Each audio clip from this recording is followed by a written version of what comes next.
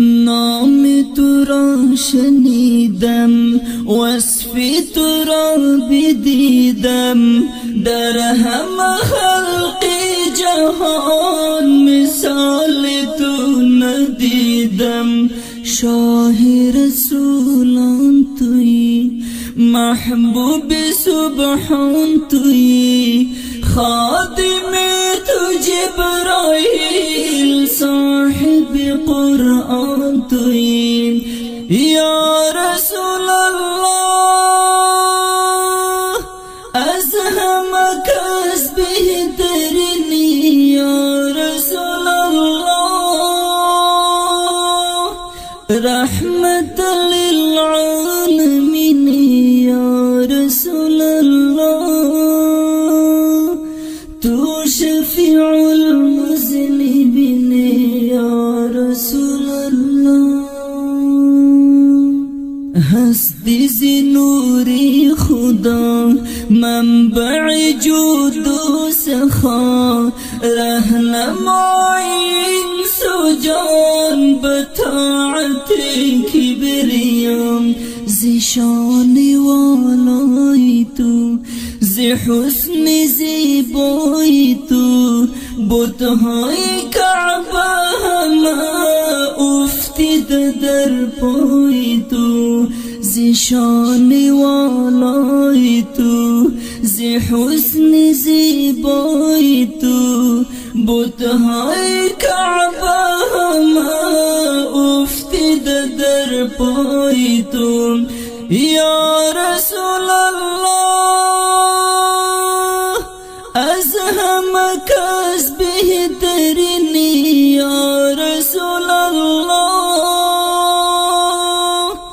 رحمت للعالمین، یا رسول الله تو شفیع المذنبین، یا رسول الله. نام تو را شنیدم، وصف تو را بدیدم، در همه خلق جهان مثال تو ندیدم.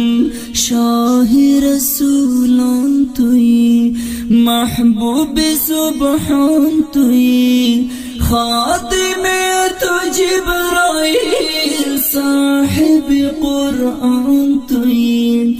یا رسول الله از همه کس بهترینی، یا رسول الله رحمت للعالمین، یا رسول الله تو شفیع المذنبین، یا رسول الله.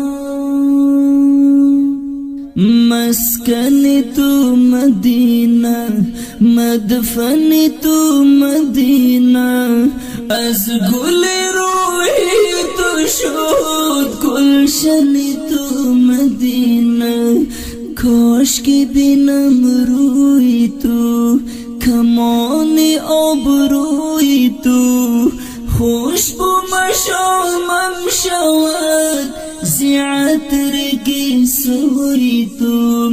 کاش که بینم روی تو، کمان آبروی تو، خوشبو مشامم شود ز عطر گیسوی تو. یا رسول الله از همه کس